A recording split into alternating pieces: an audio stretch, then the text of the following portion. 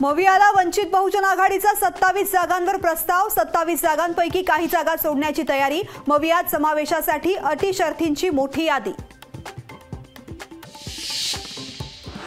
मनोज जरांगेंना जालन्यातून उमेदवारी द्या, वंचितची मवियाकडे मागणी। राजकारण अजेंडा नाही, वंचितच्या मागणीवर जरांगेंची प्रतिक्रिया।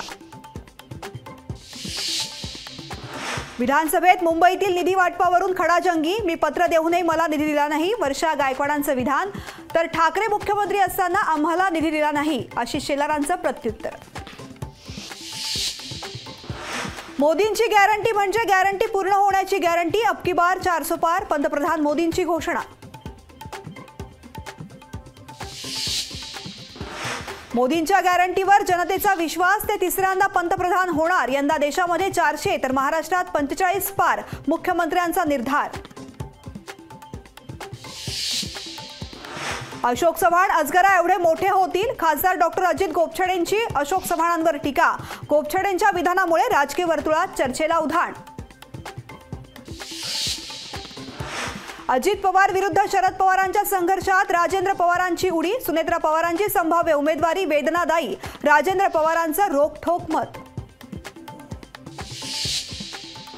सोशल मीडियावर बारामतीकरांचा लेटर बॉम्ब। दबावातून व्यक्त होता येत नाही तेव्हा लोक पत्रातून व्यक्त होतात, पत्रातून अजित पवारांवर टीका। बारामती लोकसभेसाठी शरद पवारांचे दुसरे नातू मैदानात। बारामतीमध्ये युगेंद्र पवारांकडून सुप्रिया सुळेंचा प्रचार। लोकसभा निवडणुकीच्या पार्श्वभूमीवर पोलीस दलात मोठे फेरबदल। 5 उपायुक्तांसह 14 पोलीस उपअधीक्षकांची बदली। राज्य सरकारकडून बदलीचे आदेश। महाराष्ट्राच्या मुख्य निवडणूक अधिकारीपदी एस चोक्कलिंगम, SM देशपांडेंच्या जागी एस चोक्कलिंगम यांची नियुक्ती।